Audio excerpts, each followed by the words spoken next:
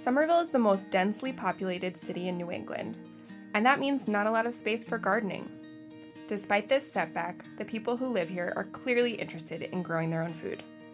When the SPL began researching gardening initiatives in the city, we heard from our library patrons that the community garden waitlist is currently over 2 years.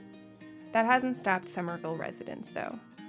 We learned that guerrilla gardens have been popping up in neglected spaces around the city for years. The Concord Ave Community Garden, now managed by the city, actually started as a guerrilla garden. Rewinding 2 years, the idea for the SPL Food for Thought program was sparked by a presentation by 2 librarians from the Springfield Public Library. The impact was huge. This garden brought fresh produce to a neighborhood that did not have access to a grocery store and certainly didn't have an active gardening community. With this project in mind, we set out to apply for a grant to install some gardens of our own. We wanted to create a place where people could come to learn about and experiment with gardening without having to wait for a community garden plot to open up.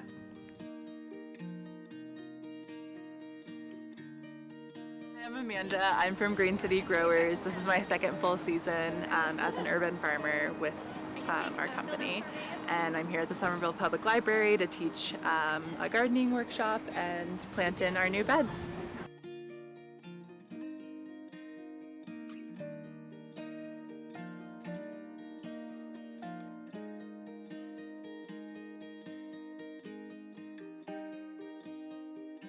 Very thin or not very deep?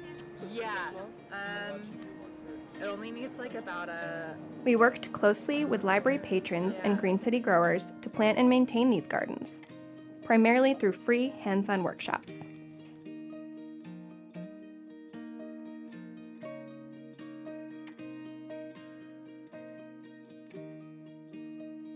Hi, I'm here with Green City Growers. Today we planted in our summer crops in the Somerville Public Library garden. The East Branch even had their own little garden. The garden and programs were funded by a Library Services and Technology Act grant from the Institute of Museum and Library Services and administered by the Massachusetts Board of Library Commissioners. The Friends of the Somerville Public Library also contributed workshop funding.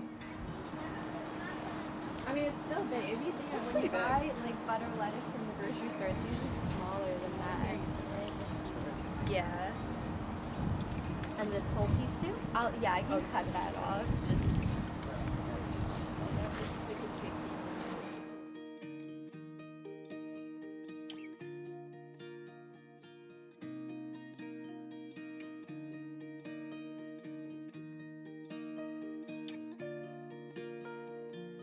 The SPL Food for Thought program reflects our continuing effort to move beyond our own walls to offer diverse opportunities for community interaction, engagement, and understanding. Then you saute those, then you add the chunked tomatoes after peeling them this way. Whoa! That works. I like it! Yeah. That was cool. Tomato and plum. Ooh, I need to go home and do that. That sounds cool. Yeah.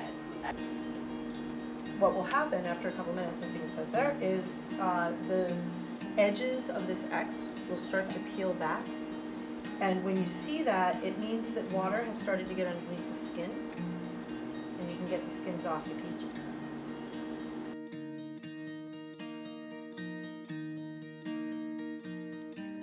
We've done much more than garden this season.